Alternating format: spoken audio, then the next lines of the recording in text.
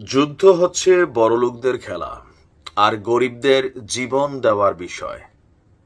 আপনি দেখবেন যে কোনো দেশে যখন যুদ্ধ ঘটে, এলিট ক্লাস, একদম সমাজের যারা পয়সাওয়ালা মানুষ রাজনীতি করেন, তারা রাষ্ট্রের ক্ষমতায় পরিচালিত হওয়ার জন্য মানে সেই ক্ষমতাগুলোকে তারা কুক্ষিগত করেন। এখন এই যে ভারত পাকিস্তান যুদ্ধ হচ্ছে, বা ধরেন রাশিয়া ইউক্রেন যুদ্ধ হচ্ছে, ফিলিস্তিন ইসরায়েলের যুদ্ধের বেলায় ফিলিস্তিনের হিসাবটা আলাদা, তাদের নেতারাই যুদ্ধ করে কমান্ডার হিসাবে।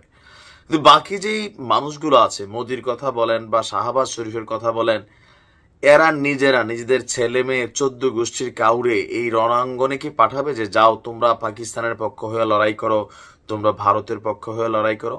কেন এতগুলো কথা বলছি?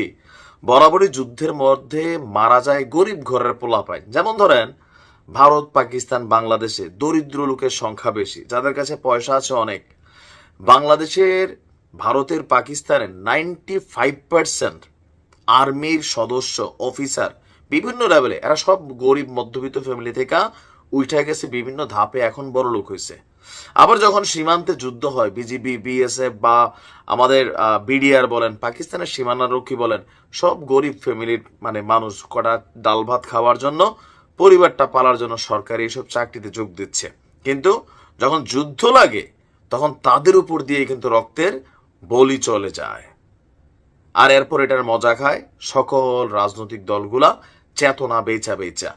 অলরেডি ভারতের জম্মু কাশ্মীর সীমান্তে আমি যখন নিউজটি করছি তখন নতুন করে গোলাগুলি শুরু হয়েছে, এবং কি ভালোই গোলাগুলি চলছে। রাতভর সেনাদের মধ্যে গোলাগুলির পরে সকাল পর্যন্ত এটার আঁচ ছিল। ইতিমধ্যে ভারত বলছে পাকিস্তানি সেনাদের গুলিতে 3 জন ভারতীয় বেসামরিক নাগরিক নিহত হয়েছে। এই খবরে পাকিস্তান জুড়ে উল্লাস, পাকিস্তানের যারা সাপোর্টার তাদের উল্লাস। দিছে রে দিছে, 3 ভারতীয়রা খাইয়া দিছে। কারণ কি? পাকিস্তানের তো 8-9 জন মারা গেছে। আপনি দেখেন সাধারণ মানুষের মধ্যে রক্তের একটা নেশা পাইয়া বসছে। খেলাকার বড় লোকদের, খেলাকার রাজনীতিবিদদের। আদৌ কি কাশ্মীরের মধ্যে যে ঘটনা ঘটছে পাকিস্তান আছে কিনা প্রমাণই হয় নাই। ভারত দাবি করতেছে, কিন্তু মোদির বিরুদ্ধেই যত এভিডেন্স সব ভারতের বিরুদ্ধে গেছে, কিন্তু ভারত ঘটনা ঘটাই দিছে অলরেডি। এখন পাল্টা ঘটনা পাকিস্তান ঘটাবে, এখানে কোনো বিকল্প নাই। তো এখানে মারা যাচ্ছে কারা? বেসামরিক নাগরিক। এক বিবৃতিতে ভারতের সেনাবাহিনী বলছে, ভারত শাসিত কাশ্মীরে পাকিস্তানি সেনাদের গোলাবর্ষণে 3 জন বেসামরিক নাগরিক নিহত হয়েছে। ভারতীয় বাহিনীও পাল্টা ব্যবস্থা নিবে বলে প্রতিবেদনে বলা হয়েছে। এখন আপনি যদি দেখেন যে এই যে পাল্টা, এখানে আরো কিছু জিনিস আছে। কি আদৌ কি আসলে ভারতের 3 জন বেসামরিক নাগরিক পাকিস্তানিদের গুলিতে নিহত হইল, নাকি ভারতের সেনাবাহিনী 3 জনকে গুলি করে মাইরা ধরেন এই যুদ্ধটার একটু লেন্দি আকারে নেওয়ার পরিকল্পনা করতেছে? কেমনে বলবেন ভাই যে 26 জন মারা গেল? তথ্যসূত্রে তো ভারতের দোষটাই আসতেছে যে মোদির সফর, গোয়েন্দা তথ্য সবকিছু যায় না, মোদি ঘটনা ঘটতে দিছে।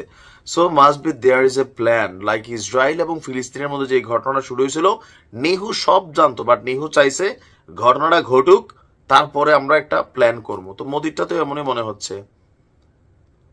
এরকম হইতে পারে যে না, পাকিস্তানের গুলিতে কেউ মরল না, ভারতের জনগণ আবার ফুসল না। এই যে এখন ধরেন ভারতের 3 জন মরছে, ভারতীয়দের গুড়া কইরা দিবে ওই যে শুভেন্দু অধিকারীরা, হ্যাঁ, ভারতের মধ্যে বৈশা বৈশা এরা পাকিস্তানের শেষ করে দিবে। তো তুমি যাও যুদ্ধে, তোমার যাতে এত পিরিতি।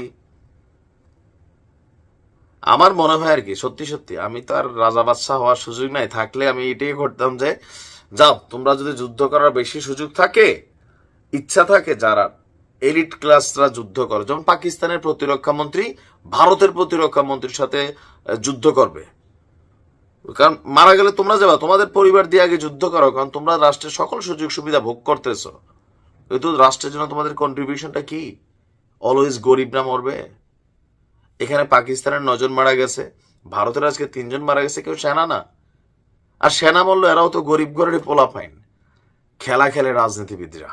এটা আমাদের এইসব দেশগুলোর খুবই ন্যাক্কারজনক ঘটনা। এই যুদ্ধ বন্ধ হওয়া উচিত। ভালো থাকুন।